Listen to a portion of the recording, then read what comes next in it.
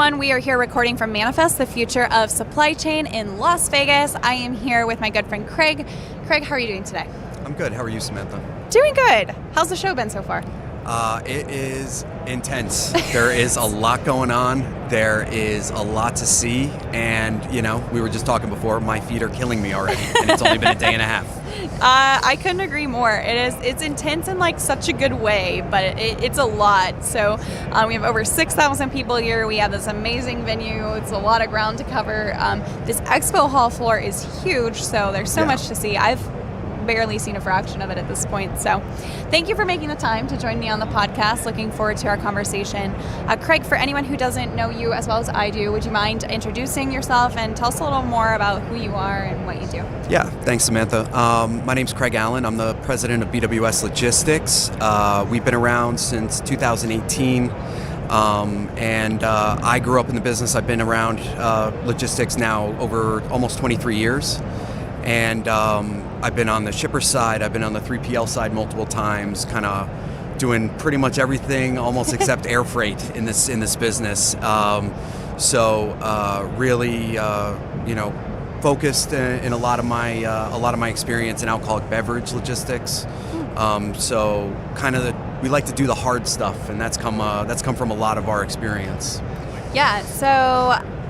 Fun fact I heard, originally BWS, what did it originally stand for? It did. It stood for Beer, Wine, and Spirits Logistics. And we weren't even going to do really general commodity or anything like that. And, COVID started, and just the relationships that me and some of the staff had, just people came out of the woodwork and were like, we need you to help us with this. Can you do this? Can we do that? And we said, we'll figure it out.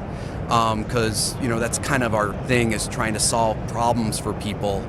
And next thing I know, we do a ton of drayage work, which we would have never thought to do in the when we started this thing, trade show shipping, all that kind of thing that we wouldn't have thought of before. So I'm excited to talk to you today because I feel like you guys are definitely a success story in the brokerage space. So congratulations on that. Thank you. You're not that old. You've had great, impressive growth.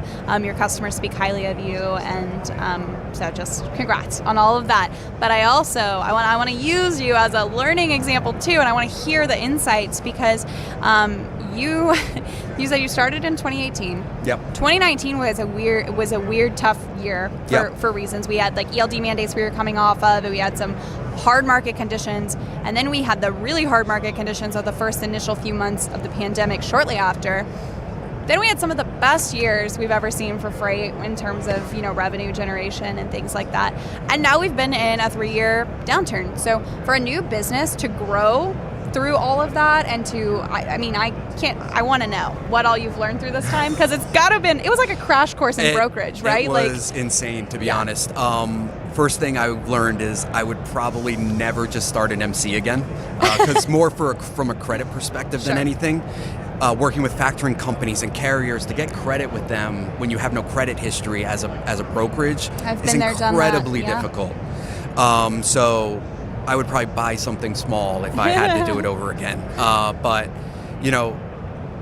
when I first had this idea with my business partner, we thought about it as, coming from other places where the technology was a little bit rough, it was very inefficient, those type of things. We really wanted to find a way to be a little bit more tech forward, grow efficiently, so we're not necessarily, as we double our revenue and our load counts and all that, we weren't doubling head counts. Yeah. And that was really a focus from us, even from the very beginning when we were talking about doing this crazy thing, in 2000, kind of beginning of 2018.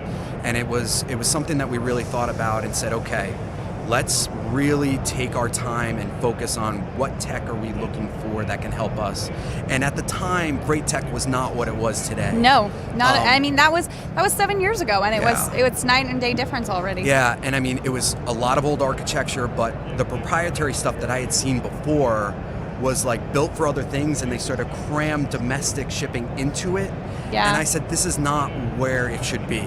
So we actually originally were with an old architecture TMS, which was fine. because we needed to do some things, especially being alcoholic beverage focused a little bit. We were, wine and spirits console is a big piece of what we do, and it's pool distribution for a lot of people's, the way we talk about it. And we needed that functionality in the TMS. You couldn't do it on spreadsheets. It's too technical a thing. So there were only a handful of TMSs that did it at the time. Yeah. So then as we progressed and COVID kind of set everything kind of crazy from there, and we built out these other verticals within our business strictly from people coming to us asking us to. We knew we needed more power even after that, especially for efficiency and for visibility and for what we want the customer to be able to have access to. Sure. And those are the things. So then we moved on, and now we're in a new architecture, a TMS Turbo, and it's it's just so night and day compared to where we started from. And it's not that necessarily one's better than the other per se in that way, but it gives us things, and it gives our customer visibility, things that we couldn't have gotten in the older architecture stuff when we talk about the tech space, which we are at Manifest, which is, it's all tech all the time here this week. So. Yeah. So we're going to talk about technology a little bit more, but I also want to go back to kind of what you said about, like, during the pandemic, I think it was a unique opportunity to capitalize on being able to say yes, right? To like say yes and figure out ways to support. And we, like, brokerages had the advantage of being able to say, if I can figure it out, there's a good chance I'm going to be able to, like, run this business, to do this business. And so you guys expanded service offerings, right? Yep. I want to know how you made sure when things normalized and then even went into a downturn and things got really competitive, how did you retain those customers and that business? Because I think a lot of people didn't. A lot of people were providing temporary solutions, and then had to suffer losses on, as things changed. So what do you feel like you guys did right, or that you kind of had some foresight on, that you made sure that you were providing solutions that they weren't going to be temporary, those customers weren't going to be temporary? Yeah, we've always, part of, if we push tech aside, the other piece that we always were going to be focused on is the relationship with our customers, and not just the customer in kind of the figurative sense, but the actual people. So when, someone's talking to us at 9 o'clock at night, especially during COVID, because they have a ton of air freight coming in that we need to get picked up out of the airports, and our guys are sitting there for 12 hours because everybody's crazy, we are on the phone with them, holding their hand through that. So a lot of people remembered that, even though their volume is down. Now, don't get me wrong, we did lose customers in certain areas because it was just what they needed at the time. Sure. And it wasn't necessarily our fault. It was just where now, okay, well, we only need to work with asset-based carriers now because capacity's everywhere, those type of things. So we did lose a little bit in that, but our core base of customers, we really turned into advocates for us. And even within their own organization, some of the larger customers would fight for us, because even when their corporate people would come in and say, no, why aren't we using carriers? Well, we're still providing a great service for them. So yes, we may be slightly more expensive or right in line. They're going to use us because they know we're proven to them. And we proved it during one of the most difficult freight markets in the history of freight, dealing with that sort of stuff for them. So, but we're very much about, kind of like what we're doing now, face-to-face engagement. We go to customers. We're not just on the phone talking to people all day, or emailing. Yeah. We really focus, especially even from order entry to track and trace. We're saying, don't just email back. If there's something that you can speak to them about, get on the phone. It builds that connection even more and more and more. And sales-wise, we're out there seeing people, whether it's here at Manifest or whether it's at their office. After COVID, people were still a little skittish about having people come. We were like, well, let's get on a video and just say hi, Those type of things really went a long way. And now, after people kind of, stretched out and we're like, okay, COVID's over, we go to lunch with them. We go to dinner with them. We see these people on at least, depending on where they are in the country, we see them multiple times a year just to keep that connection with them. We call them just to say hi. Those are the type of things that I know not everybody does, and they seem almost insignificant sometimes, but they really go a long way to people saying, I've got this new project, 100 cross-dock containers, who's going to handle that for me? oh, let me call up BWS because I saw Craig a few weeks ago. You know, those are the type of things like that. Right. And you guys are still growing too, and have been growing for several years in a more competitive landscape. Yeah. And so obviously that's a testament to your willingness to get yourselves out there and have a sales presence and be having conversations, building relationships, right? I love to think about our industry, specifically like brokerage, is there's really no such thing as a contract, right? Like every load you service is basically like saying, hey, I have to do well at this to earn the next one. We're constantly earning our business. You can be working with someone for years and you are still earning that business on a daily and weekly basis, right? Of course we understand, give grace in certain situations with our partners, but for the most part, we're always under a performance metric that we have to maintain just to say that, we're a good business partner. And so that's the services, B2B services space, right? It continues to be about those relationships. Yeah, and when we as a team talk internally, one of our sayings is bad news does not age well. Mm-mm. So even we're in logistics, things are going to go wrong. It just happens, whether a vessel doesn't get unloaded or a truck for whatever reason blows a tire on the way to pick up. It happens, you know. But what we always say is bring it to the attention of the customer as soon as possible, as soon as we know about it, and bring a solution with it, right? All right, that truck broke down, but we knew that. We have 3 hours to get there still, so we're already working on recovery. We're already saying, okay, now I've got another truck. He's going to be there an hour later. I'm going to tell them what happened, but I'm going to say, hey, they're going to be a little bit later than what we said originally, but we're still going to get the job done there. Or when we talk about, because we do a lot of drayage work, if a vessel's delayed or a container gets put in a closed area or something like that, and we have no control over it, we just make sure that they know as soon as possible. Sure. And those are the things that we kind of hopefully do a little bit of extra to make sure that relationship stays tight. Right. Okay, circling back to technology, we talked a little bit about TMS. You talked about your focus on technology from the beginning. Have you seen every single technology company that's here? I don't think we'd be having this conversation because I would be passed out somewhere at this point. But I mean, to that point, it's almost like becoming overwhelming, right? Like the number of options and tools that are out there. How do you, as a leader, make sure that you're, I guess I want to say, like, cutting through the noise, making sure you stay focused on what your business needs, and then having those conversations, evaluating what's out there, and then determining if it's the right fit to actually go, okay, let's make this a part of our operational workflow. Yeah, it's tricky because you're right. There is a ton of stuff here, a really huge amount of really interesting stuff too, but it's like where does it fit, right? Right. The big thing this year is AI, right? Sure. We've already started to dabble a little bit in some repeatable processes operationally, like order entry, quoting, things like that, sort of low-hanging fruit. But where can we get to where we're even more, we might leverage it more for, repeatable things that might take up an entire resource for every day, those type of things where I can have them doing more maybe revenue-focused processes rather than looking at for invoices and proof of deliveries all day and uploading them to the system, those type of things. We're looking at that stuff. But overall, what we always look at it with, is this going to benefit either our operational efficiency or is it going to create a better relationship with the customer, more visibility for them, or is it going to create more revenue? Those are really our three things. If it's going to do one of those things, then we start the real vetting where we dig in and detail and seeing what really fits for that. Because ultimately in the brokerage game, especially, margins are, especially in this market, are thinning a little bit.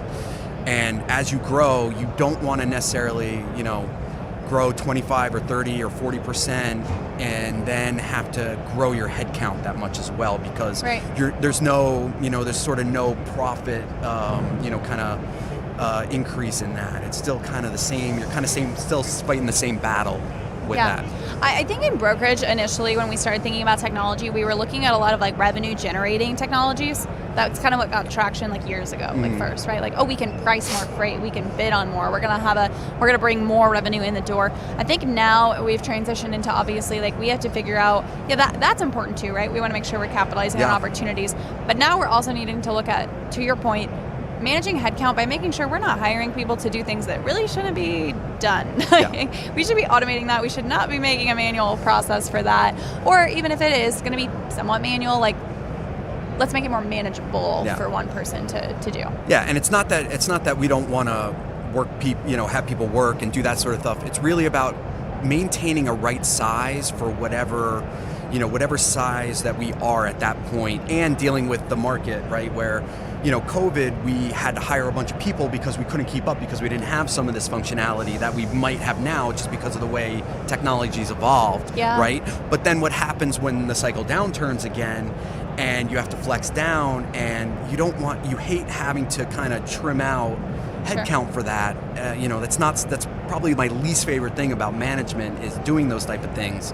So it's how can we flex up a little bit, still add people strategically as we grow, to help fill in some of the gaps that we know that we still have, but at the same time not dealing with these repeatable processes that we know we can do, whether it's through AI or more connectivity, any of those type of options. Sure. Well, Craig, you guys have been on an impressive growth journey. I'd like to just ask you for your I guess, insights and your thoughts.